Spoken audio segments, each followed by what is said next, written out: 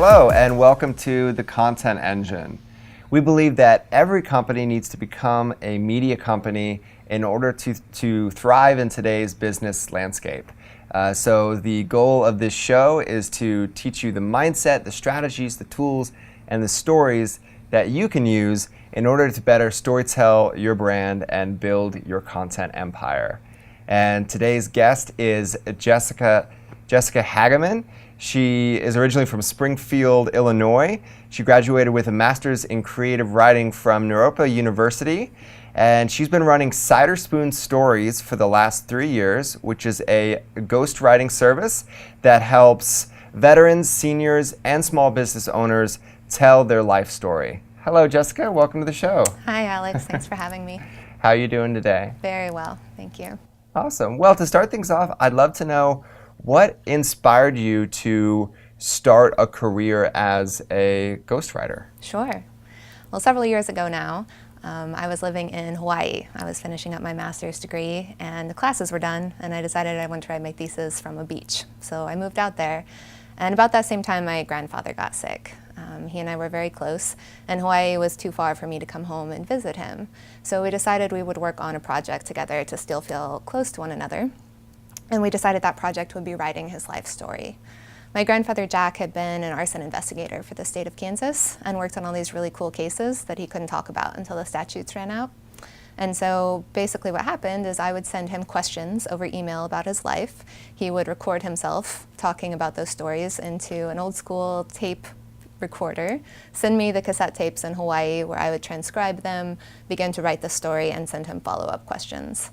And we went back and forth doing this for about a year, finished his book, and then just about 4 days after we finished that, he passed away. So it was just this incredible gift to be able to have that book to give to family and friends at the funeral. And that experience was so meaningful for our family that I wondered if other families could benefit from that.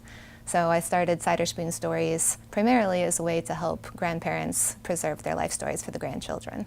So when you're creating a story like that, like you're taking someone's life and you're distilling it into a narrative that, like, you know, it's true, but it's also needs to follow a certain emotional arc and have certain resonance to it.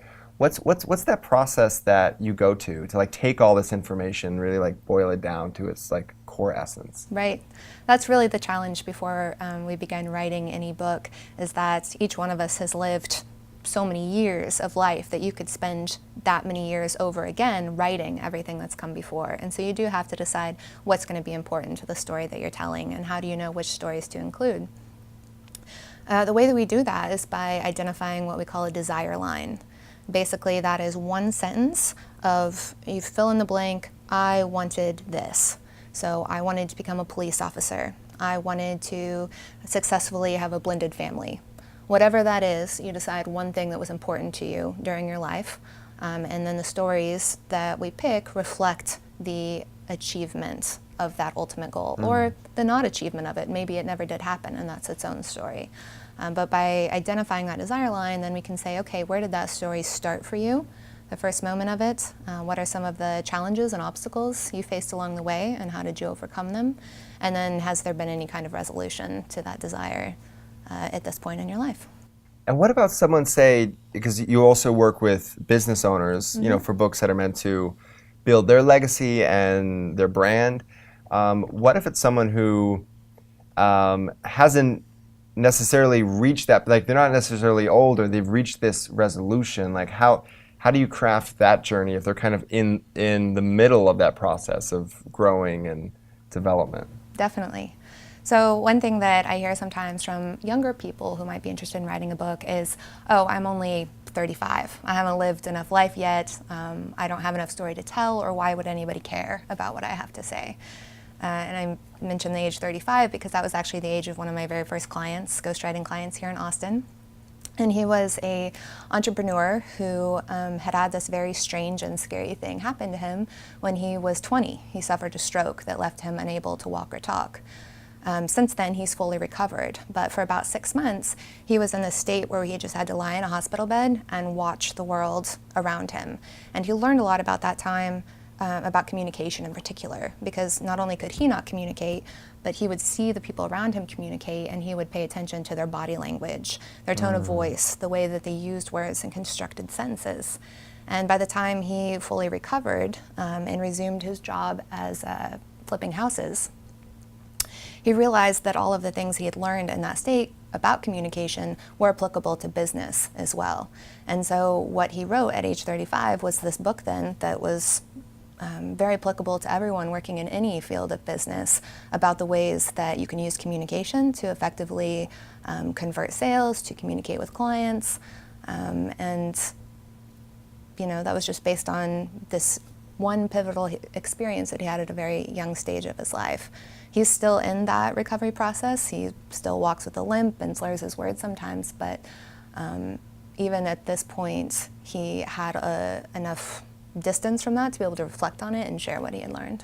Wow, and you see that in so many life stories where the greatest challenge that someone faces is also the greatest opportunity for growth. Mm-hmm. Like in his case, without this bad thing that happened to him, he wouldn't have achieved this inner strength and this new skill set and this new perspective on life. In terms of business owners, or really anyone who wants to gain clarity around their own story, what are the first steps that they should take? It's like, because often people want to share, not just in terms of a book, but they want to share their authentic voice, just in everything that they do, but they may not be confident of what is that voice? Like, what is my unique value, my unique perspective? Mm-hmm. How can people start thinking through that process of really discovering their story? I would tell them to think about their favorite childhood story from when they were growing up, and to think about what was so memorable about it to them. Was it the character? Was it the setting that the story was happening in? Was it the villain that the protagonist had to face off with? Whatever it is, there was something about that story that was relatable and accessible, and it really hit home with them at that particular time in their life, even if they were 4 years old. Those things that are so attractive about stories when we're young never go away.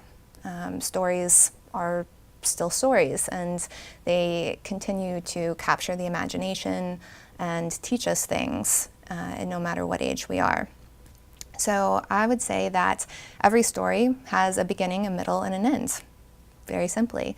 And so once you have defined the desire line that I spoke about earlier, and you know the journey that it is that you want to share, you can then start to think about the beginning and the middle and the end of that story, even if that end is something that's still ongoing. And you can begin to think about yourself as a character moving through that story, the protagonist of your own journey, whatever quest it is that you're undergoing.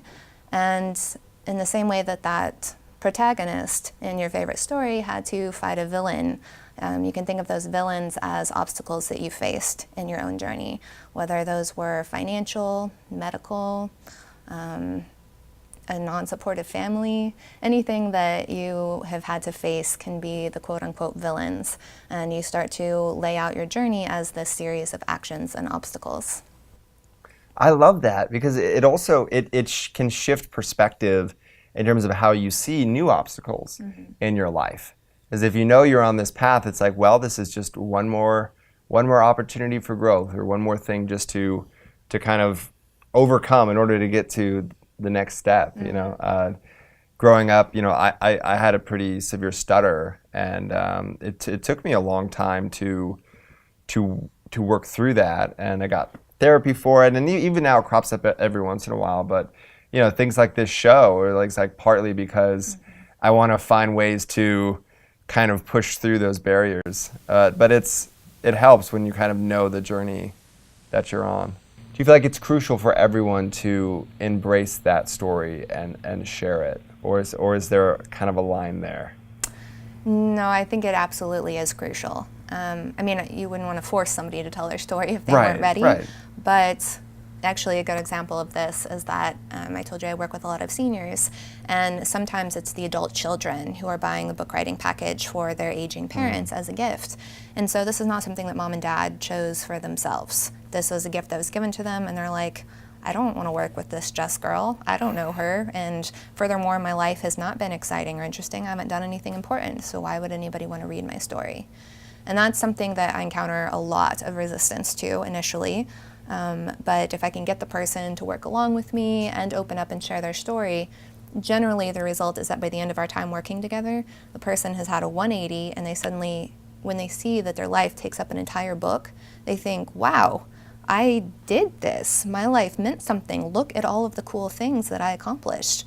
And whatever those accomplishments are, whether they were a parent or had a really amazing career, or got to travel a lot, seeing those stories encapsulated and almost having proof that you existed and your life mattered is really powerful for everyone. That is powerful.